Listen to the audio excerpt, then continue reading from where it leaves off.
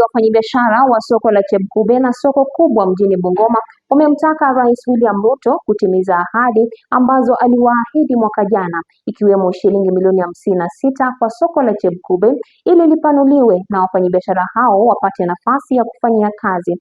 Wakiongozwa na mwenyekiti wao Bernard Makoha, wanasema sasa ni mwaka mmoja tangu rais kutoa ahadi hiyo ila hawajapokea fedha hizo. Tazama. Kwamba penye mfalme anakanyaka hapo mahali lazima huwa anaacha alama. So kukuja kwa rais sisi tunafurahia sana. Tunajua lazima atakuna mambo ambayo anakuja kubadilisha katika kaunti yetu. Ongea kuhusu soko ya Chepkube.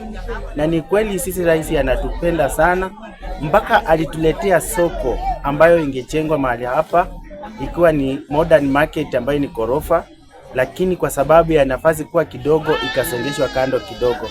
But rais alitupromise kwamba atatoa milioni 50 ambayo itasaidia Bungoma County kutusaidia sisi tupate kupanua hii soko yetu. Na ni kweli kabisa katika hii soko ya Chepkube tuliingia, lakini hii nafasi ni kidogo sana.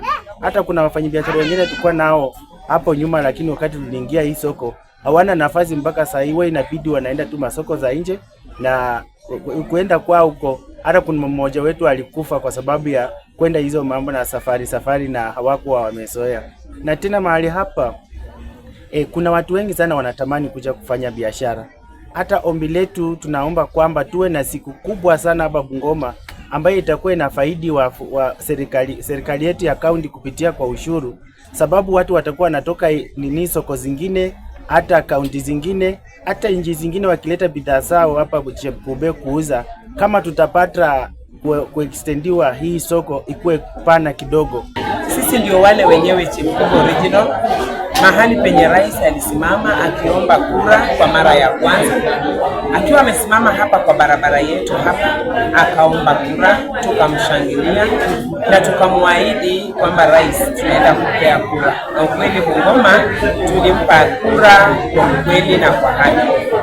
Na kwa wakati mmoja akiwa amekuja kulonja affordable housing, akatupromise through mheshimiwa Wakoli, akatupromise kwamba anaenda kutupanulia soko na kutujengea modern market. Na kweli alifanya, licha ya vile kulienda katika chini hapa kwa kaunti si kuelewa vile ilifanyika.